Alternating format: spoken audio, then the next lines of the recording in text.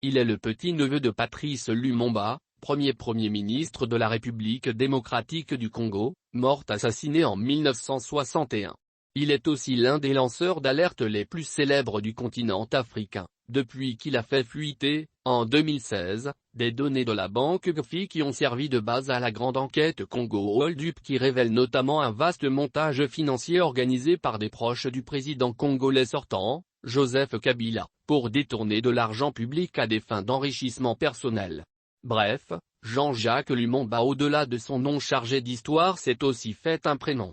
Hier, sur le plateau de Déclic, il est venu expliquer qu'il était prêt à aller un cran plus loin, pour peser sur l'avenir de son pays la RDC. Je ne peux pas me satisfaire du peu que j'ai apporté à ma nation. J'aimerais demain faire plus et si ça doit passer par un engagement politique, je ne refuserai pas ce destin.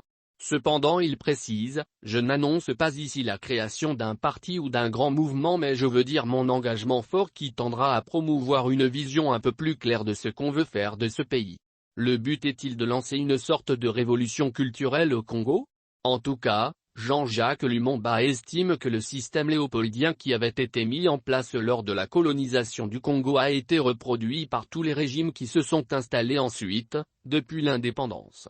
Aujourd'hui il faut une rupture, nous devons mettre l'éthique au centre de tout. On ne doit plus faire de la politique pour des individus ou des clans mais avec des principes. Le pouvoir doit arrêter le pouvoir et les idées doivent être construites pour savoir vers où on va mener le pays.